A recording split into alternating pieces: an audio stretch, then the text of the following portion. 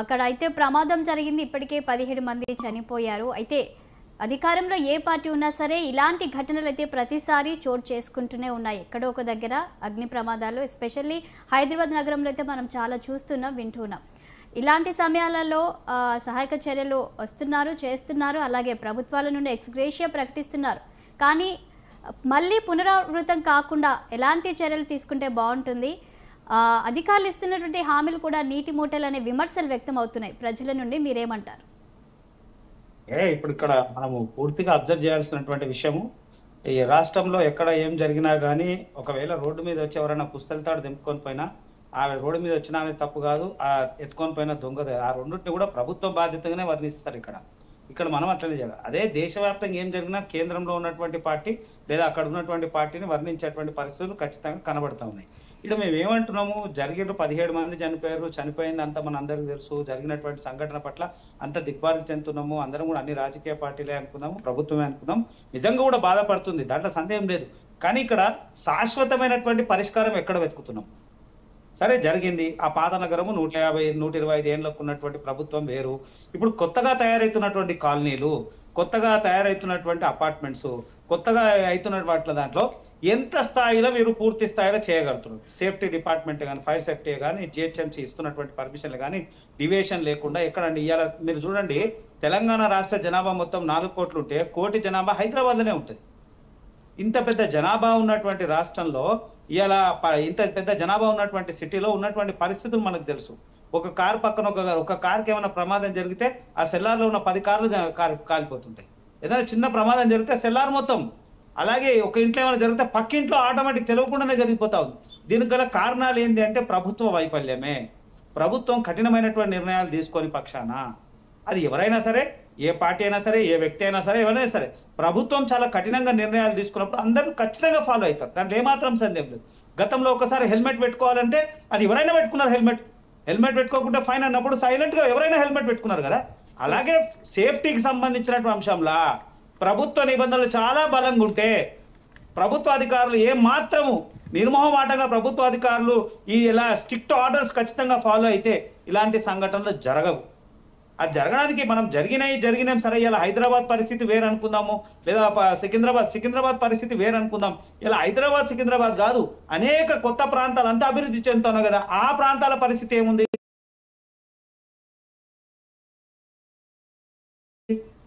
ఇలా అక్కడ పరిస్థితి కూడా అట్లనే ఉంది కదా. అక్కడ కూడా ఎవరు సేఫ్టీ ఫాలో అవుతున్నారు? ఎక్కడ ఇచ్చేస్తున్నారు? వందలాది షాపింగ్ మాల్స్, వాడు పార్కింగ్ వ్యవస్థ ఎక్కడ ఉంటుంది? ఆయన ఉన్నటువంటి వ్యవస్థ ఎక్కడ ఉంటుంది? ఆ పెట్రోల్ పంప్ కి దగ్గరనే పెద్ద పెద్ద హోటల్స్, రెస్టారెంట్స్ ఉంటాయి. రెస్టారెంట్ కి పక్కనే పెట్రోల్ పంప్ ఉంటుంది. మళ్ళీ కొంచెం దూరంలోనే ఇంకోటి ఉంటుంది. ఆ రోడ్డు మీదనే అనేకమైనటువంటి ఉంటుంది. ఇవన్నీ అనేకమైనటువంటివన్నీ కూడా ప్రభుత్వ అధికారులు చూస్తున్నారు.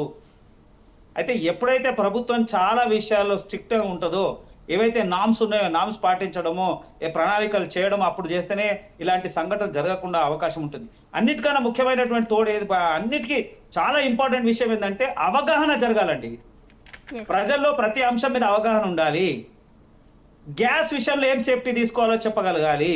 అలాగే టిఫిన్ సెంటర్ నడిపిస్తున్న వ్యక్తి, ఆయన దగ్గర గ్యాస్ ఓపెన్ గా బయట ఉంటుంది, ఆయన ఏం సేఫ్టీ తీసుకోవాలనేది ఉండాలి. ఇంట్లల్లో చిన్న ఫైర్ జరిగితే ఏం చేయాలనేది సేఫ్టీకి కనీస అవగాహన శిబిరాలను నడవాలి కదా. కనీసం అవగాహన, ప్రజల్లో అవేర్నెస్ ఉండాలి. ఏదైనా జరిగితే ఎట్లా రెస్పాండ్ కావాలి, ఏదైనా జరిగితే ఏం చేయాలి, ఏదైనా జరిగితే ఎట్లా చేసుకోవాలి అనేటువంటి ఎప్పుడైతే అవేర్నెస్ లేకపోతే లాస్ ఎక్కువ ఉంటుంది. అవేర్నెస్ ఉంటే లాస్ ఛాన్సెస్ చాలా తక్కువ ఉంటాయి. నేను జరగదంటే ప్రమాదం ఎట్టి పరిస్థితుల్లో ఎట్లకైనా జరగవచ్చు, ఎవరైనా జరగవచ్చు, కావాల్సిన జరిగినటువంటి విషయం కాదు. ఇది ప్రమాదవశాత్తు జరుగుతుంది. కానీ ప్రమాదవశాత్తు జరిగినటువంటి ప్రమాదంలో కూడా మన ప్రజల్లో సరైనటువంటి అవగాహన ఉంటే బ్రతకడానికి ఛాన్సెస్ ఎక్కువ ఉంటాయి, లేదా రావడానికి ఛాన్సెస్ ఎక్కువ ఉంటాయి. ఇల్లు కట్టుకున్నప్పుడు ఆయనకు ఒక విషయం చెప్పినాం అనుకో, మీరు విండో పెట్టుకోవడం వల్ల రేపు ఏమైనా ప్రమాదం జరిగింది అనుకో, ఈ విండో ద్వారా మీరు బైక్ పెట్టవచ్చు, లేదా ఒక ఎగ్జాస్ట్ ఫ్యాన్ పెట్టడం వల్ల ఇక్కడ మీకు జరుగుతుంది, లేదా ఆటో సెక్టార్ వల్ల ఎగ్జాస్ట్ ఫ్యాన్ ఆటోమేటిక్ గా ఆన్ కావడం వల్ల కొంచెం అవకాశం ఉంటుంది. అనేకమైనటువంటి అవకాశాలు ఉంటాయి. ఎప్పుడైతే అవేర్నెస్ లేకపోతే అవేర్నెస్ వల్ల జరిగే ప్రమాదాలు ఇవన్నీ. ప్రమాదం చిన్నదై ఉండొచ్చు, కొన్ని సందర్భాల చిన్న ప్రమాదం కూడా చాలా మేజర్ నష్టం తీసుకొస్తుంది. నాకు తెలిసి నేను అంటా ఉన్నా, ఏదైతే అగ్ని ప్రమాదానికి 17 మంది చనిపోయేటువంటి పరిస్థితి లేదు అక్కడ.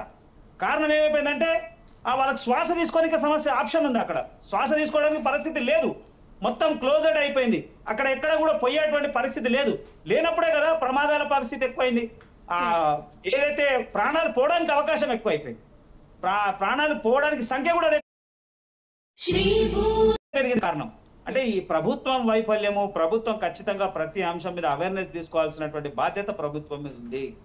ప్రభుత్వం ఆ సంబంధించే శాఖ, ప్రభుత్వం అంటే ఒక ముఖ్యమంత్రి గారు కాదండి. మేము ముఖ్యమంత్రిని ఎప్పుడూ ప్రస్తావించినటువంటి అవసరం లేదు. దానికి అనేకమైనటువంటి శాఖలు ఉంటాయి.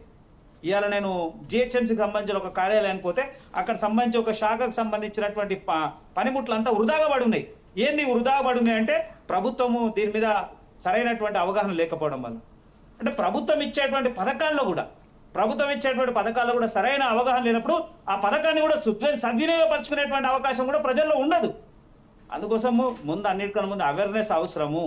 తర్వాత ఏవైతే నిబంధనల పైన ఏదైతే చాలా సందర్భాల్లో హైదరాబాద్లో, భాగ్యనగర్లో అనేక సందర్భాల్లో ప్రమాదాలు జరుగుతున్నాయి. ఈ ప్రమాదాలకు నివారణ అంటే ఒకటే, గతంలో పాత భవనాలన్నిటి పట్ల పూర్తిగా సర్వే చేయాల్సినటువంటి అవసరం ఉంది. ఎన్ని భవనాలు ఉన్నాయి, ఆ భవనాల్లో ఎలాంటి సేఫ్టీ ఉంది. ఇవాళ ఇక్కడ పరిస్థితి పక్కన పెట్టుకుంటే అక్కడ బేగం బజార్ చూసుకున్నా, మీరు కోటి చూసుకున్నా, సుల్తాన్ బజార్ చూసుకున్నా, లేదా అనేక ఇప్పుడు మన దిల్సుఖ్ నగర్ చూసుకున్నా, మీరు ఎక్కడ ప్రాంతం చూసినా చాలా బిజినెస్ ఎక్స్పాండ్ అయినటువంటి ప్రాంతం. చిన్న చిన్న షాపులు, వందలాది మంది ఉంటారు. అందులో ఒకటే కాంప్లెక్స్, 4 ఫ్లోర్లు, 5 ఫ్లోర్లు, 6 ఫ్లోర్లు. ఒక్కో ఫ్లోర్లో ఎంతమంది ఉంటారో తెలియదు, ఎన్ని ఆఫీసులు ఉంటాయో తెలియదు. అసలు కనీసం గాలి కూడా రానటువంటి షాపింగ్ కాంప్లెక్స్ ఉన్నాయి, గాలి కూడా దూరనటువంటి ఎన్నో బిల్డింగ్స్ ఉన్నాయి. ఇవన్నిటిని ప్రభుత్వము పూర్తి స్థాయిలో దాని ప్రణాళికబద్ధంగా ఏం చేయగలుగుతో చేస్తేనే కొంత జరగబోయేటువంటి ప్రమాదాలకి మనం నివారించేటువంటి అవకాశం ఉంటుందని మేము ప్రత్యేకంగా భారతీయ జనతా పార్టీ తెలియజేస్తున్నాం. తప్ప పార్టీని నిందించాలి, ప్రభుత్వాన్ని నిందించాలి కాదు. ప్రమాదాలు జరిగినప్పుడు పూర్తి బాధ్యత వహించాల్సినటువంటి ప్రభుత్వం ఆ తాత్కాలికమైన చర్యలే చేస్తుంది.